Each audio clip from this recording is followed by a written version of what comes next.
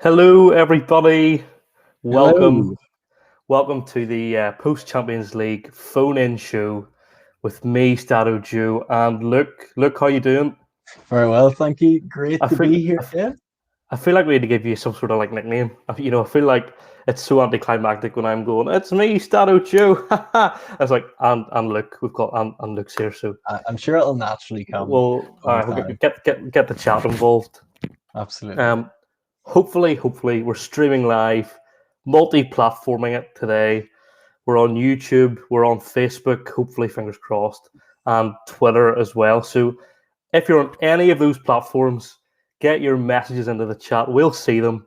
We'll be able to chat to you. But even better, if you want to get involved, if you want to come onto the show with me and Luke and get your thoughts heard, simply click the link that I'll be sending into each individual chat right now. We're going to get it in. Let me see. That's it on YouTube. That should be it on Facebook. Let me just chuck it into Periscope here just to get all bases covered. There we go. So if you want to join us live on stream, click the link, get your name in, and we'll bring you on at a stage where we feel that we'd like to bring you on. But let's start. I think there's only one place we can start, Luke, to be honest. And that's the game we just watched between My oh PSG and Man my, City. Joe, what a game of Oh, football. so These good. are the types of games that get you excited about Champions League. These are the types of games that you would miss if we had the European Super League. These are full of tension, full of drama. That game was a real game of two halves. It was nuts. That's exactly what I was thinking watching the game was imagine you're the Super League, you would not get. I mean, the tactics in that game tonight were quite phenomenal. We'll break those down because the two halves couldn't be any more different in my eyes whatsoever. First off, from a scoreline point of view, not what I expected at all. Not what I expected at all. I wasn't sure. I wasn't sure how this game would go. Sitting before the game, I was wondering. PSG pulled off a massive result against Bayern Munich in the first leg. They did Mm. so well to get that result and then hold on to it. I wasn't sure how it would go. Manchester City, a fantastic side for the last 3 years. They've been a really, really solid team. And so I was expecting big things from them. I thought it would be a great game, and it was. But I think 2-1 in the end was a fair result. But no, I probably would have thought a 1-1 beforehand would have been what I was expecting, and then City to go back to the Etihad, especially based on City's performances recently. If you look at the likes of their loss against Leeds, their loss then against Chelsea, but then their victory against Tottenham, which wasn't overly convincing. I wasn't sure going into the game, but then I started watching it, and PSG did really well at the start. PSG were great. Neymar and Mbappe especially were really solid. Mm. And I was like, well, here we go. Man City are continuing on. But then the second half changed everything. But yeah, beforehand, I couldn't have predicted this. Yeah, before the game today, I thought it would actually be 2-1 PSG or 1-1. That was kind of where I thought it was going. I thought City would definitely get their goal. Um, but what was fascinating about the first half was the way that PSG kind of set up defensively. Anytime City got the ball, their four defenders in their four midfield kind of narrowed in, right? They were happy to let City have the ball out in the wings because what can City? City can work the ball in the box and no one's there. Um, so it was stuff like that that really kind of, for me, I was like PSG are all over this. A Man City I felt needed a number 9 in that first half. They were missing that completely. Um, and I mean, it was such a quick game the whole time. Um, but PSG for me were by far the better team in that first half. I hadn't even realised until half an hour in that Phil Foden was on the pitch. Um, Yeah, they kind of yeah, like that's fair. nullified that. I thought, yeah, real standouts in the first half. PSG obviously with a better team in the first half, but the standouts, there he is, Gareth, absolutely buzzing. Gareth, lovely to have you here. Neymar and Mbappe, they showed their quality in the first 30 minutes. Definitely. Really, really solid. Neymar and Mbappe linking up really well. Di Maria as well, thought showed a sign of experience in there that was needed for two players who can get a little bit overwhelmed at times. Mbappe, Neymar, especially, I thought towards the end of the game really showed his theatrics, we'll say, towards the Did end of the my game. head in. It Oh, was did my frustrating, head in. really frustrating. But So Neymar bad. and Mbappe, really, really great. Running great counterattacks, running really fast against the City defence, who have pace. They're quick players. Yeah. And yet it seemed like they were all over the show. A little bit, I was sitting thinking, after the first goal and the second goal went in, I was sitting thinking, this is a massive game, two really great footballing sides. And obviously, we get a headed goal and a weird cross come shot that ends up going into the net. It was a real anticlimactic goal scoring show in my eyes, but I thought PSG did very well to get a goal through Marquinhos. Great cross, by the way. That's a textbook corner. That my pet hate, by the way, is not beating the first man.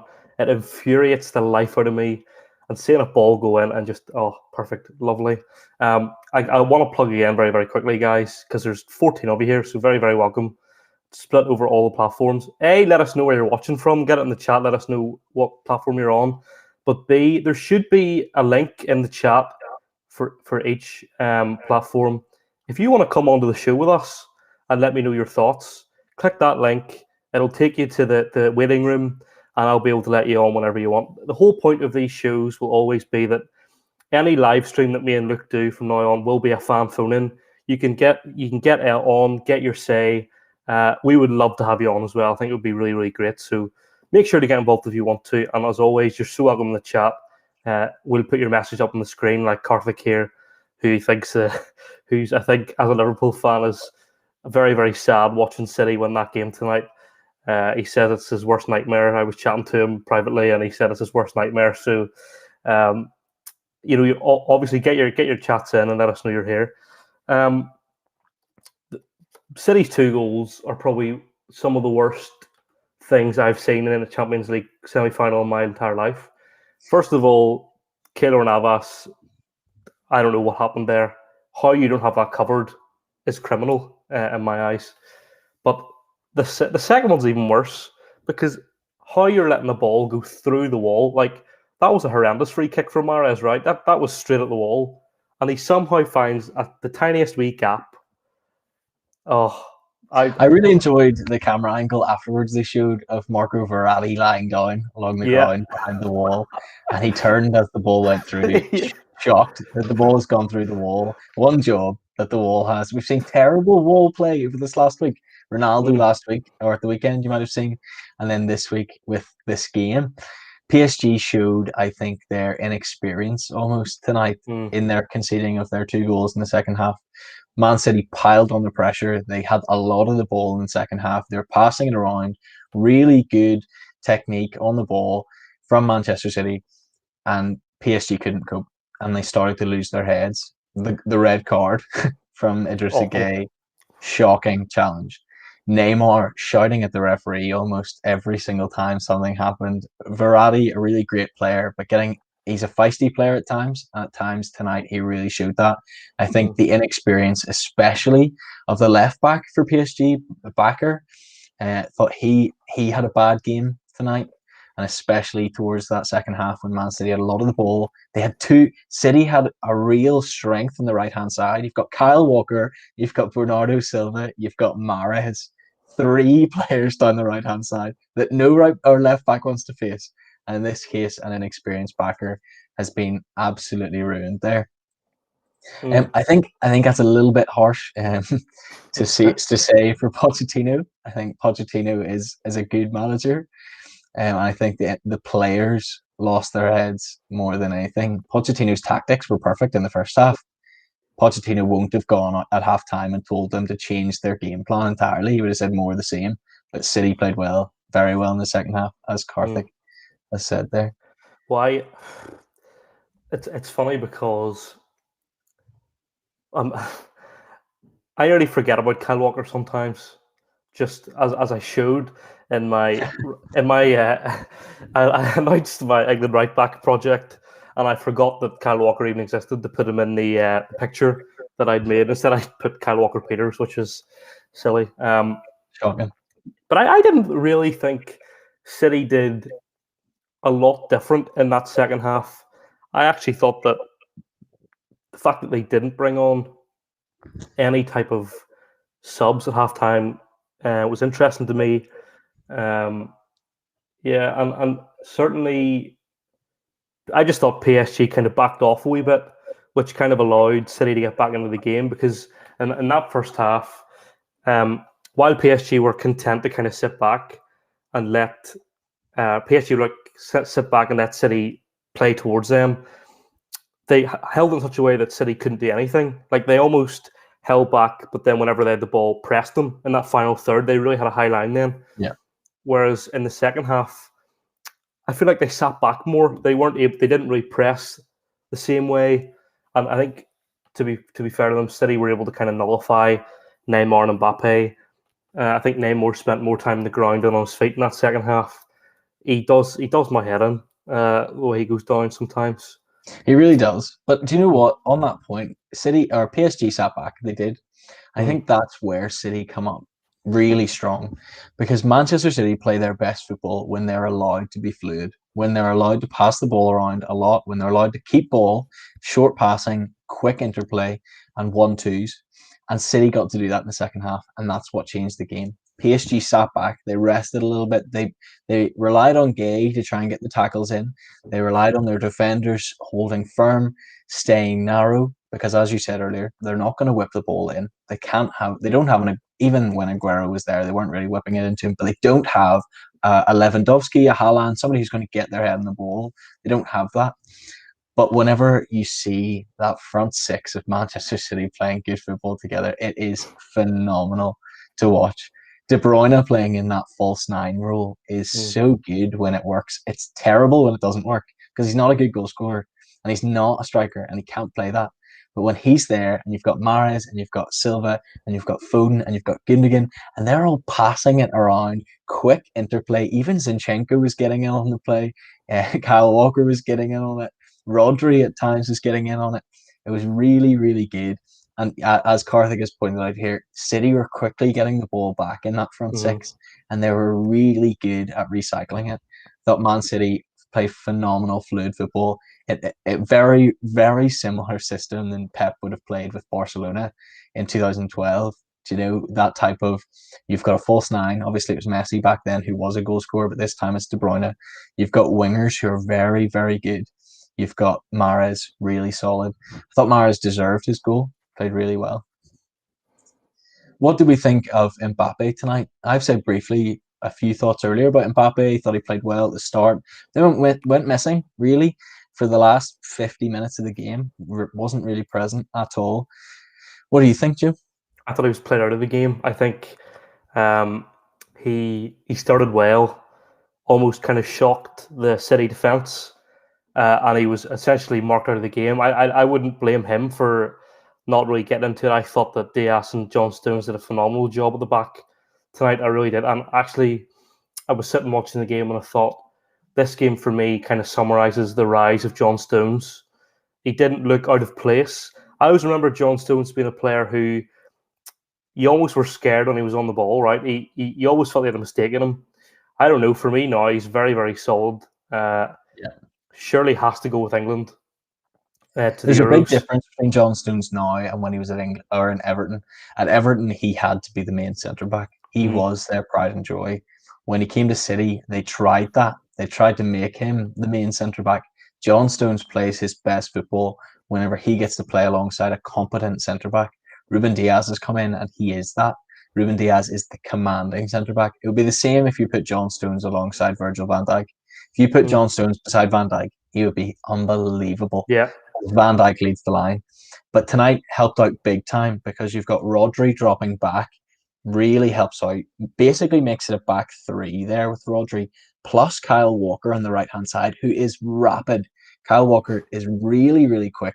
Mbappe's pace, Neymar's pace, nullified, null and void. Cancelo is the same on the other side. And Cancelo plays all over the pitch. He does not Mm. stay at left back. He's playing defensive midfield. He's playing attacking midfield. He's going everywhere. And so Cancelo and Walker were almost the perfect people to play to counteract Mbappe. Interesting though, they brought Zinchenko on 61 minutes for Cancelo. I thought that might mean a bit more of a chance for PSG, but strangely, Mbappe still didn't really get into the game. Actually, not bringing Cancelo off made a difference. I think he got a yellow card early on, didn't he? And I feel like he was quite restricted defensively. Then he couldn't take the same level of risk. I think when they brought on Zinchenko, they had a bit more freedom. Not because Cancelo didn't play well, but I think Cancelo had to really limit what he was doing because you can't risk getting that second yellow card. I was thinking interesting after tonight that the title of this stream is Advantage Premier League, basically, right? In the Champions League, and I was thinking, here's an interesting stat. When was the last time we had 4 English teams in the 2 European finals? Well, it was 2019. So yeah, it was just 2 years ago, Joe. Yeah. It wasn't that long so ago. it's not a big a deal. It's not a big a deal, and that actually brings up another debate that we could have, maybe if it does happen later on down the line. Is if it does happen, and that's 2 times in 3 years, you've had 4 English teams in both the European finals. Does that say something about the standard of football in the Premier League compared to Europe? But anyway, that's kind of a tangent. It probably is just a testament to the ridiculous wealth within the Premier League as a whole, comparatively to other leagues. Well, I just want to shout out, though, I thought the referee had a great game tonight. I thought the referee had a really great game. That was a tough game, especially the second half to referee. I thought he did really well. Red card totally warranted in my mind. Awful challenge. Totally deserved. Yellow cards, I thought he gave out well. Cancelo's was, fair enough. But I thought Paredes deserved his yellow card. Neymar deserved his yellow card. Kevin De Bruyne, the PSG players were doing they were doing a proper Barcelona from 2012. I love Barcelona, but I used to hate this. Busquets rolling on the floor, showing his face. They were doing that. They were surrounding the ref. You could hear Neymar on the stream, on the football or on the TV. You could hear him shouting, "Red, red." Like, that is disgusting. That is so bad from Neymar. You really hate to see it. Yeah. No, I just want to shout out City as well. They've had an unbelievable week. Great win against Villa last week on Wednesday. Winning the League Cup on Sunday. And then going to Paris just 3 days later and beating PSG 2-1. Doesn't matter about the goals. Honestly, the goals for me, it's not an undeserved win, right? It's not an undeserved victory. The goals were dodgy at best. It's not undeserved. And let's quickly take a look at the stats, see what the game kind of told us. We'll see how this looks, and if we need to remove our faces from screen, then we can remove our faces from screen. But if we just quickly go through them and see kind of where the game was won and lost, I think the attack momentum meter always tells a great story, because you can see in that first half the PSG dominated a lot of the game. So PSG are green here, Man City are blue. You can see that PSG kind of had most of the game, apart from a couple of patches from City, but really it was PSG's half. And then look at the difference in the second half. Yeah. It's all Man City, basically, right?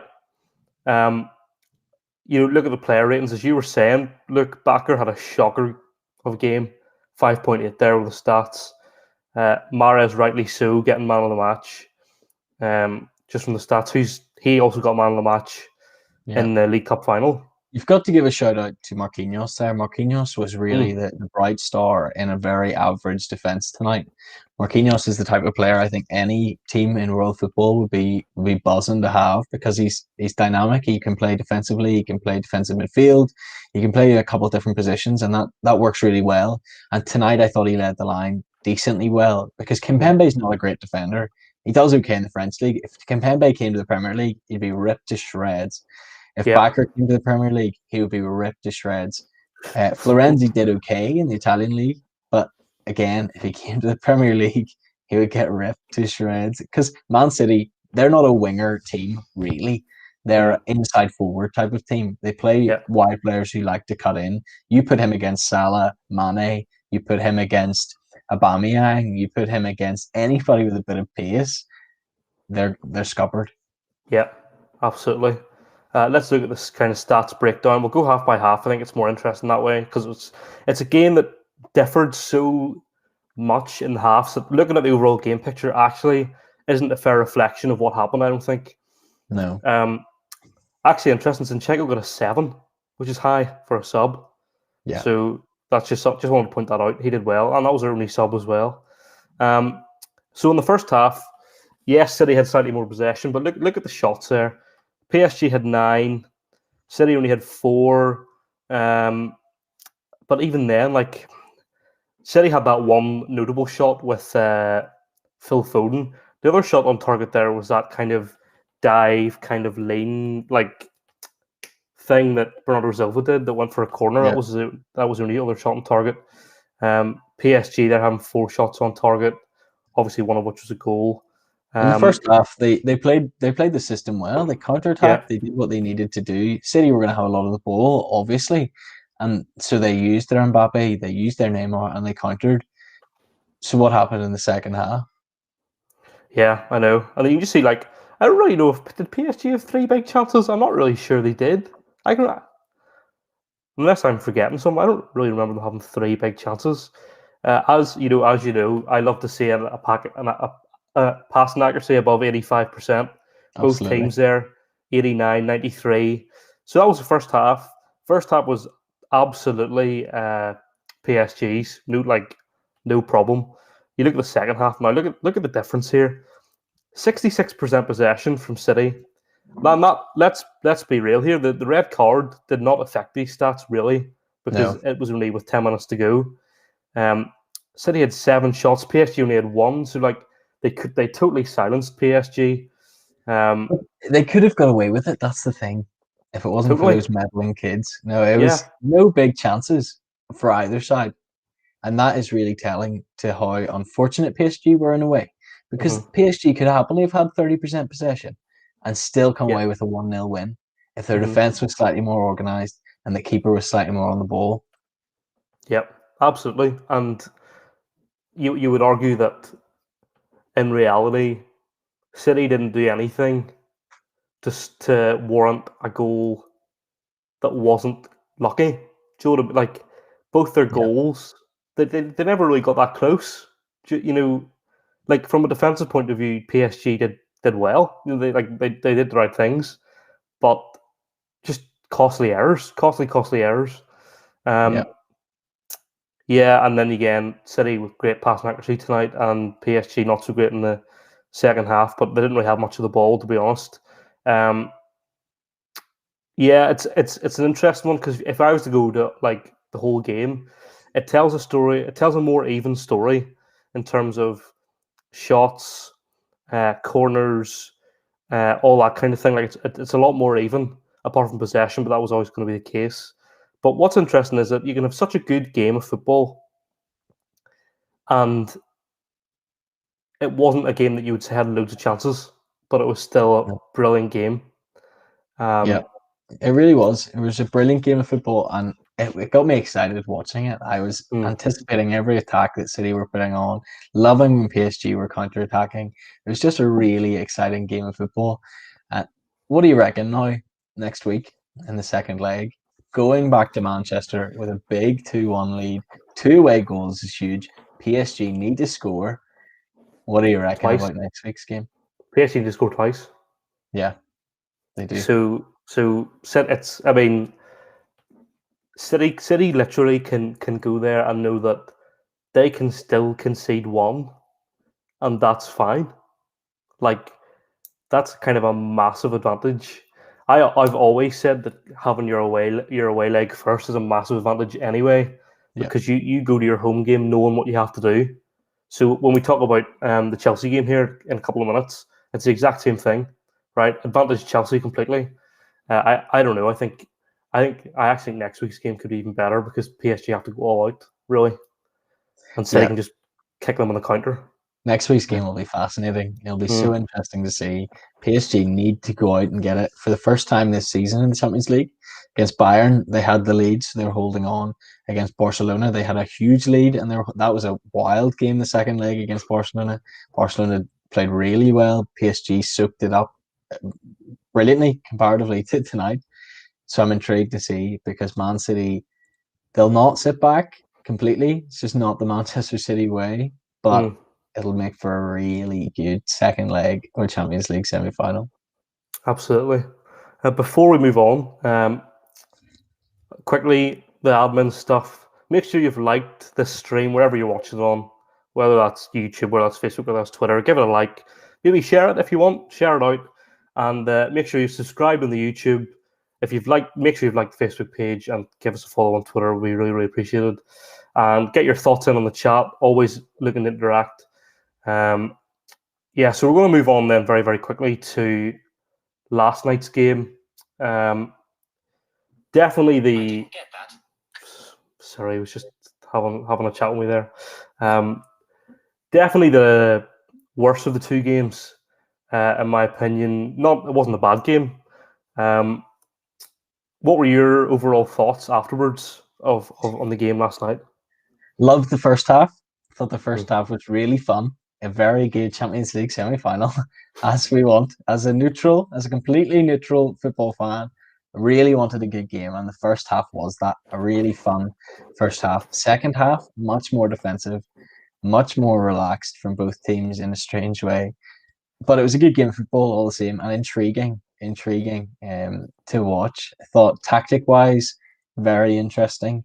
Zidane pulled out a three at the back, which isn't very normal for Real Madrid. They don't do it often. Tuchel played his three at the back, which is commonplace for him. Stephen loves our punditry. You love to see it there. Thank you, mate. My uncle. Appreciate that. It was just, a very interesting game of football. What about you? Who for you stood out last night? Who were the real key players in the game? I mean, Pulisic stood out in the first half. He, in my opinion, was the reason. Obviously, he was the sole reason for Chelsea's goal, but he was also like Chelsea's main attacking threat. I just feel so bad for Werner. But the man can't get a break. Just not on it at all. He does so much work with his running. Like his off the ball movement is phenomenal, and he does scare defenders. But like the defenders are going to let him shoot because he can't score. I would have scored that last night. I think. But yeah, he's just having one of those kind of periods in his career where he's just, even now, Tuchel's getting annoyed at him. Do you know what I mean? Like that's kind of coming through. Real Madrid really weren't exceptional last night at all, in my opinion. I think they got away with one. There's Luke's just died off the stream, so I'll keep going anyway. He's back. You died there? Okay, told me you died, but that's fine. Oh. Anyway, interesting. We're back. Yeah, so so I thought Real Madrid got away with one, to be perfectly honest with you. Didn't do really anything. Yeah. But Real Madrid have been like that all season. Real Madrid have not been flying high this season. Atletico Madrid were running away with La Liga. They've single-handedly messed that up big time. Real Madrid put on some good performances recently. They were not conceding a lot of goals. They were getting goals scored. It was good from them, but they haven't been playing an attractive style of football. They haven't been getting big wins. They've been doing a lot of 1-0s, 2-0s, 2-1s, that type of win. And so I went into the game not expecting too much from Real Madrid, but expecting quite a lot from Chelsea, because since Tuchel has come in, I think he's done a phenomenal job. You mentioned Pulisic, great, really great yesterday. Showed the signs of last season. At the end of last season, he was really, really good. And it was really great to see him doing that again. Thought Rudiger had a good game. Thought the ball through to Pulisic was perfect. It was hit absolutely beautifully. And I thought he defensively did well as well. The Real Madrid goal was a piece of art, really. It was goal. It wasn't any defender's fault. It wasn't the goalkeeper's fault. It was pure quality from Benzema. I hate to say it, not a Real Madrid fan, but it was a phenomenal goal. Other than Rudiger, I feel like it would be rude to not to talk about Kante. Kante, I personally think Kante was man of the match last night. I think it's weird to see some of the low ratings that he's been getting, and some Mm, people not really appreciating him. But I don't know about you. My Twitter was going mad for Kante last night during the mm. game and after the game. Absolutely, Kante was class. Which was funny because I had kind of earlier on the day I had kind of slagged him off slightly. And I I had told you said, that was "Oh, ridiculous. I yeah, told you yeah, that you was did, ridiculous. you did." The secret's like, guys, we see each other off camera. Um, yeah, it was. I just thought he controlled that first half. Kante really, from a kind of midfield point of view. I just find it really mad that Chelsea didn't actually. When I think back about it, I just think it's mad that Chelsea didn't win the game yesterday. Um, it is still advantage Chelsea. They go to the bridge next week, knowing that if they just don't concede, then they'll go through. Like you can't play like that. But Tuchel came in, and his kind of work has been focused on defense. Haven't focused on attack. You know, and it's shown. It's And yet the shown. attack is significantly better than it was under Frank Lampard, which is a True. testament that Tuchel does know what he's doing slightly. Hmm. Chelsea's attack was great yesterday. I really loved the pace that Mount and Pulisic brought on. I thought Mount especially is growing into every game of football. Every week he is getting better and better. His confidence is better. His work rate has always been peak. Do you know, he is a 20 out of 20 work rate player. His stat on Football Manager is really high for a reason. Do you know? He's a work rate player, but his actual technique, his decision making, his vision is getting better and better. And that helps having played with the players more and more. It's been the issue with Chelsea the last 2 seasons is that the players haven't played a lot together. There's a lot of youth came through last season, and this season there's a lot of new players have come through. I thought Mount played a really good game. Timo Werner was an interesting one because I thought he had a decent game. I thought he was making Hmm. good runs. I thought he was making decent enough decisions. But when it came down to it, his big chance, he put it straight at the goalkeeper. I was raging. I was shouting. It I was was like, poor. It was really poor. So the question comes for me: what on earth to Tammy Abraham and Olivier Giroud have to do to start for Chelsea over Werner? Last night for me, it was surefire. Had to be Tammy Abraham or Timo Werner. Giroud couldn't start that game. mhm, It just wasn't his type of game. It was going to be a fast-paced type of game in attacking wise because they were looking to counter-attack. Giroud has 6 goals in the Champions League this season in 255 minutes. It's a pretty good turnaround. That yeah, is a lot of goals for not very many minutes. Werner has 3 goals in 683 minutes, 3 times more minutes played and half the number of goals scored. Werner, in terms of finishing, is not as good. What about Tammy Abraham? In Champions League, he's only scored once, but he's only played 233 minutes as well. So he's mhm. played significantly less than Werner. I probably would have played Tammy Abraham up front yesterday because he has pace, but he's also a really good finisher. Yeah. It. Oh, I just feel like Tuchel keeps playing Werner because he's thinking, surely it'll happen tonight. Surely, finally, finally it'll happen. There's no way he's this bad. There's no way they've paid 40 million. I can tell you right now, you can pay 40 million for a striker and it'll still be crap. Let's have a look at Joe Linton. Do you know what I mean? Anyway, it's not all about Newcastle, but It's weird because it seems like Tuchel is an expert manager. It seems like tactically he's fantastic, but yet when it comes to picking a striker, it's like he's a 12-year-old boy playing FIFA 21. Sees the pace stat. He's like, there's 93 pace or something on Timo Werner there. His dribbling's all right. His shooting's all right. We'll pick him. Rather than mm, looking at stats, looking at performances, Tammy Abraham, when he's played for Chelsea, he has never looked like a player who doesn't want to be there. He loves the club. He wants to play football week in, week out at Chelsea. I'll be gutted for him if he gets sold in the summer. I think he deserves a chance at Chelsea. And he got it, and he played really well last season, got a lot of goals in the Premier League. This season hasn't had the same amount of time. I feel for him. I really do. Because even if you look Premier League stats wise, Werner's top goals and top assists, which is nuts. 6 goals, 6 assists. But Tammy Abraham has 6 goals and has that's played true. half the minutes. Tammy Abraham's played half the minutes than Werner. What does he have to do to get a regular start under Do, Tuchel? do you know what's actually saddest for me is that Abraham could have been a shout for a Euro spot, and that's Oh just yeah, been clean taken away from him. You know, like he's got no chance now. So he'd be raging because last season I would have picked him every day of the week.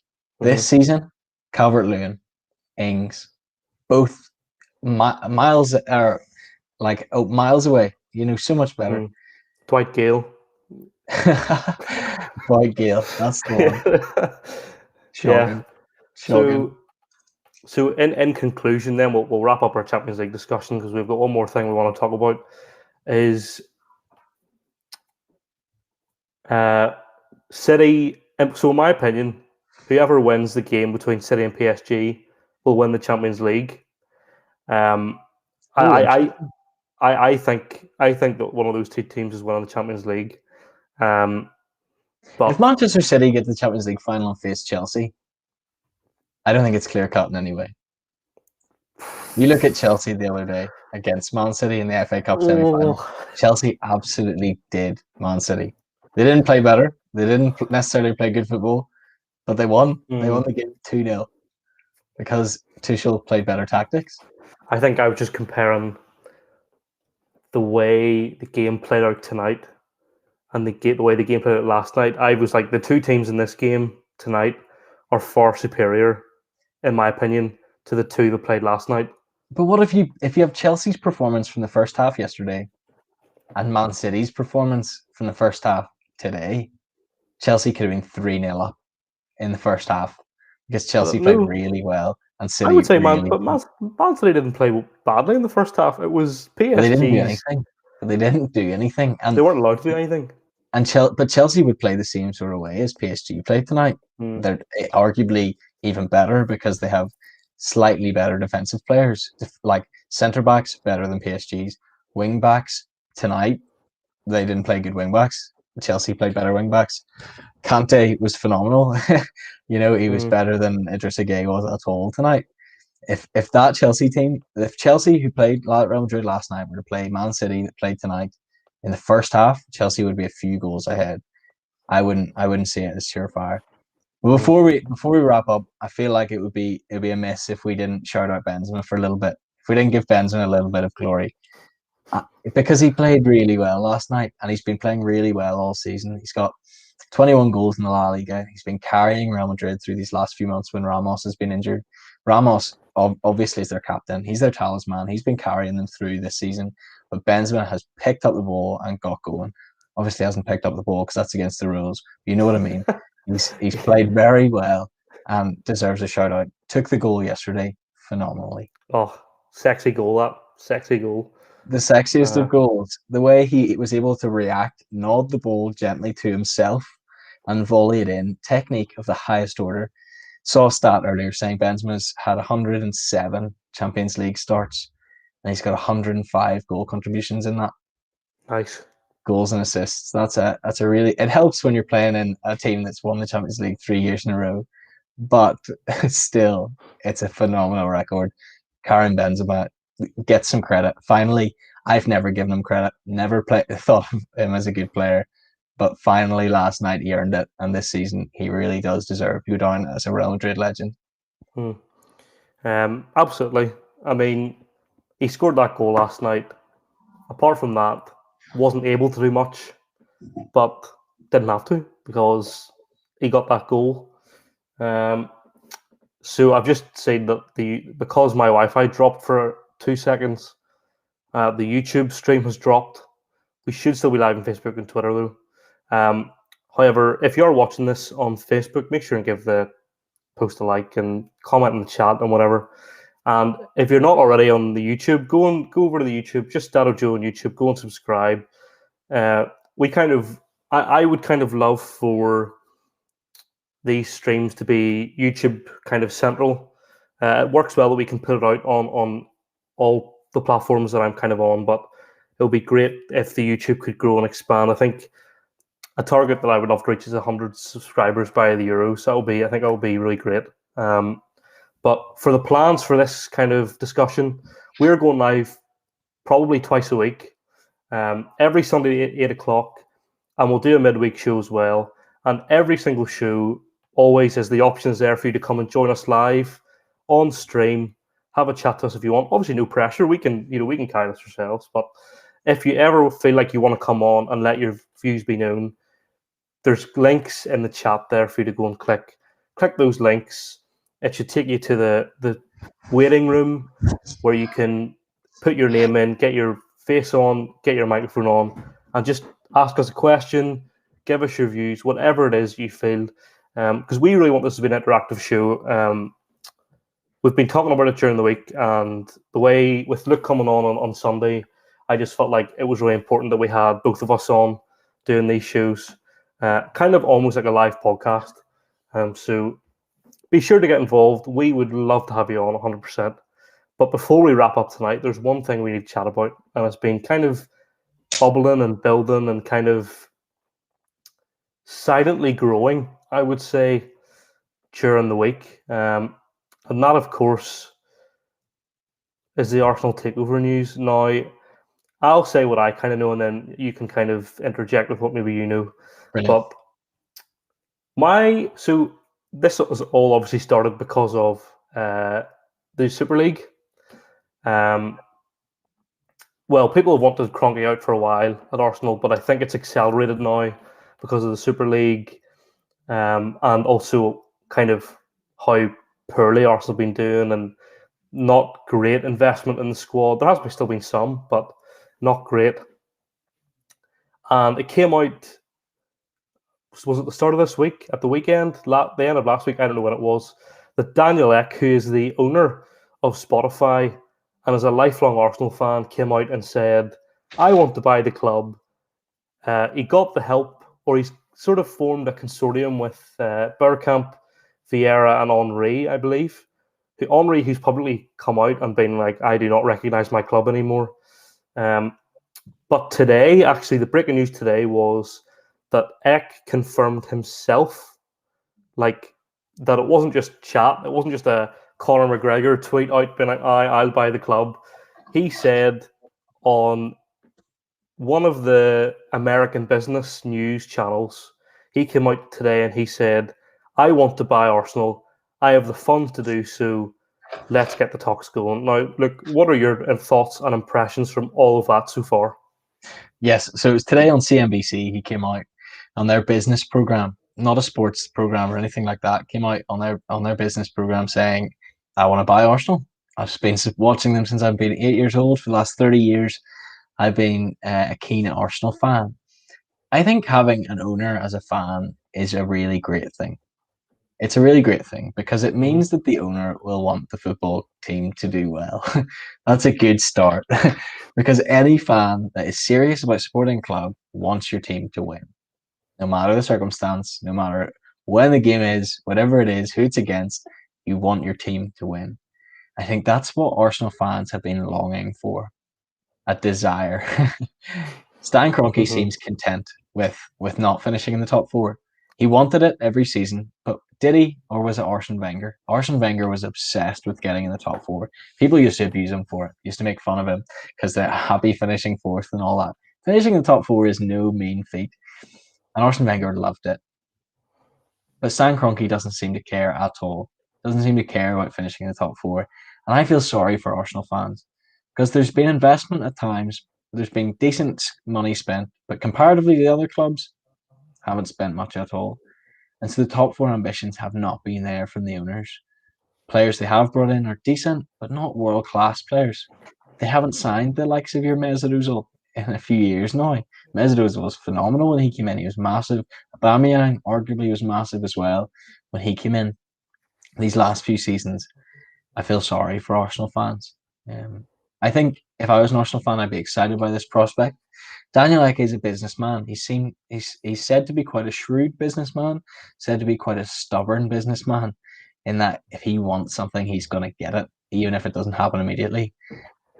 And if he sets his mind on them winning the Premier League, perfect for Arsenal. But if he sets his mind on turning over a profit, not good for Arsenal. You would hope with this sort of situation, Daniel Ek would be more keen on playing good football, getting success as a team, rather than trying to make money and leaving the money-making schemes to Spotify and any other investments that he might have. You would hope this is a passion project more than anything else. Yeah, I think the point about player investments interesting because obviously everyone got quite excited about Thomas Partey coming in, but I don't know if they didn't, consider the fact that he was a bit injury prone. I feel like a lot of us could have told him that before he signed for the club. That's proven to be the case this season. He's barely been able to play. Odegaard's come in. He's done something. He's done something. He's only a loan, and I don't think there's any option to buy with that deal, as far as I'm aware. Or they certainly don't have first dibs. Should that become a reality that he maybe wants to leave Real Madrid? Yeah, no, it's purely a loan deal. Real Madrid still see him as a young, 22-year-old or something he Mm. is. He's still very young, still a lot of potential, still could be a really, really good player for Real Madrid.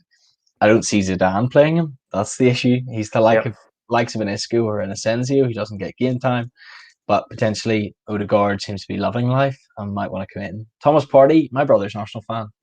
And when they were linked with him, I said to him, I don't rate him. So I would watch a decent bit of Spanish football.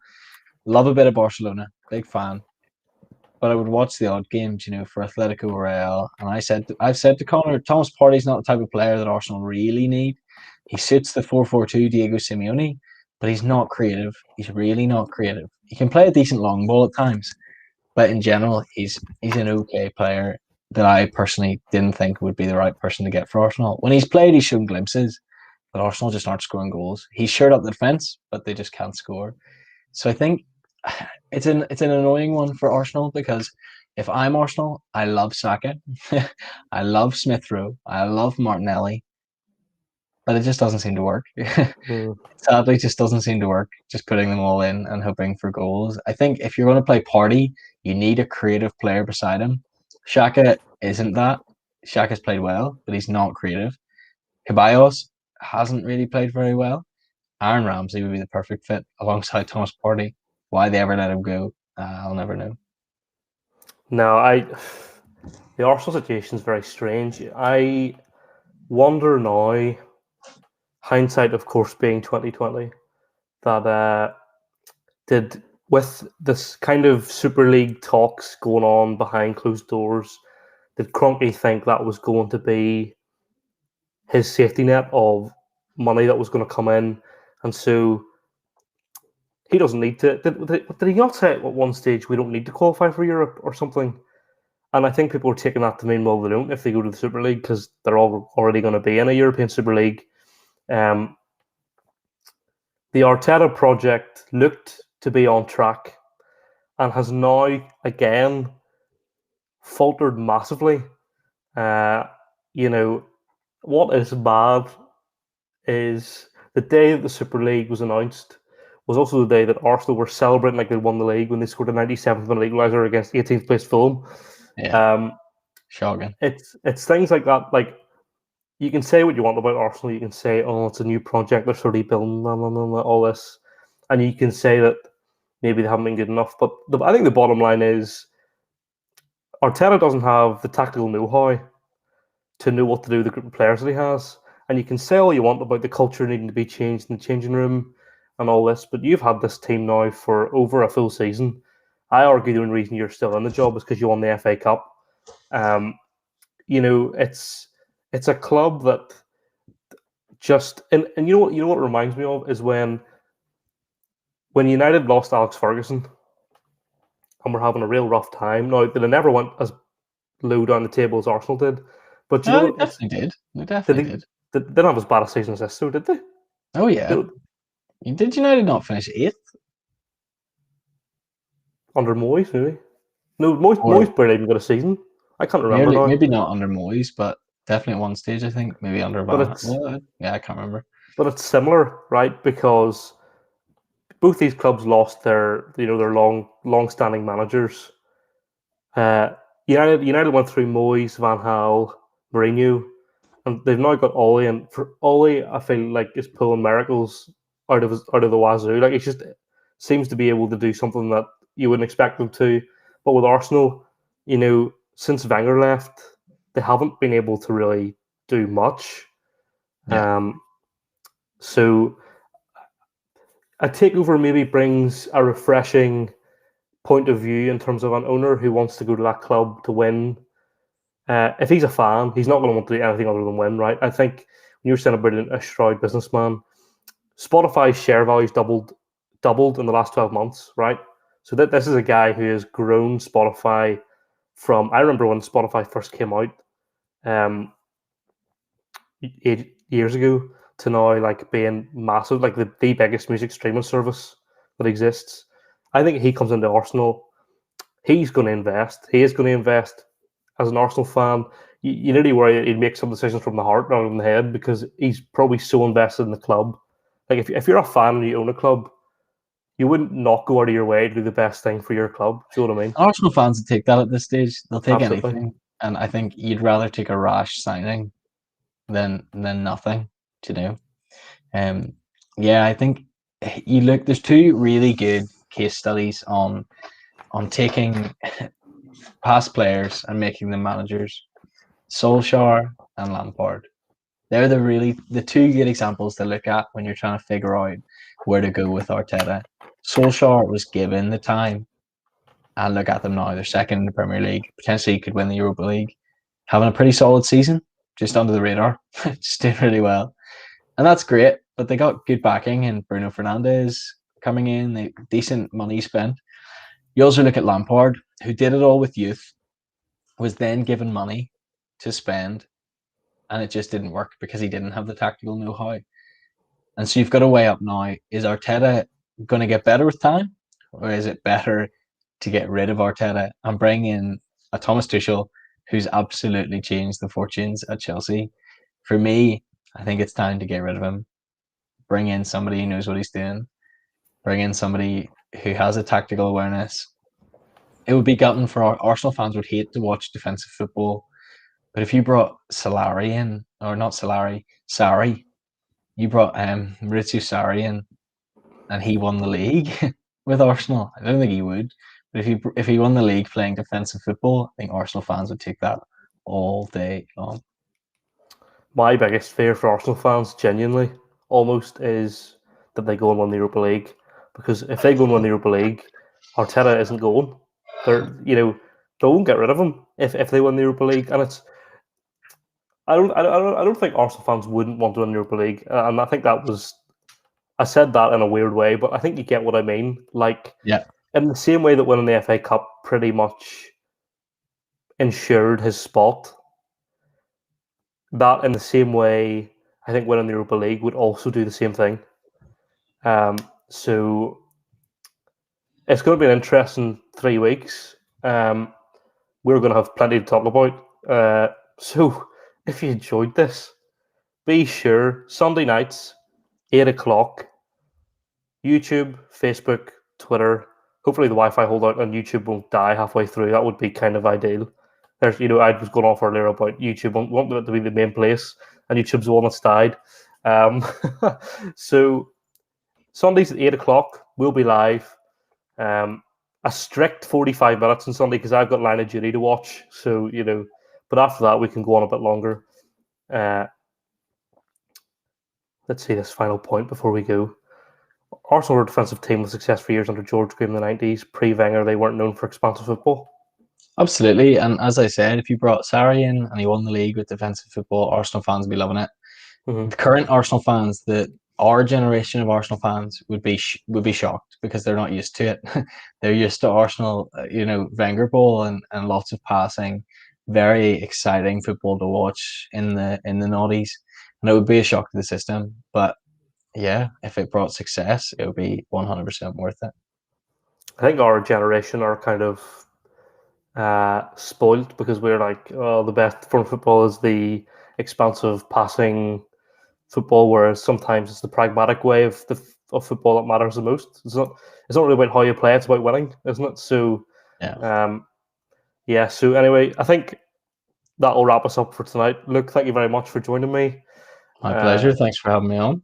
It's been a great chat. And as I say, if you enjoyed this, do share it with friends. It would mean the world to us. But we've massive plans, and we're really looking forward to kind of growing this chat as we go. So see you on Sunday, mate. We've got Liverpool United to talk about on Sunday, so that's going to be interesting. Bigger game is Newcastle Arsenal, mate. Sorry, you're right. Sorry, you're right. That'll be the headline news. Can't wait. But guys, thank you so much for watching. If you're watching this back as a video, we'll be live on Sunday, 8 o'clock, and next midweek after the Champions League again, we'll be back at 10 o'clock on Wednesday night. So keep safe, have a good week, and see you soon. All right, guys. See you later. See you later.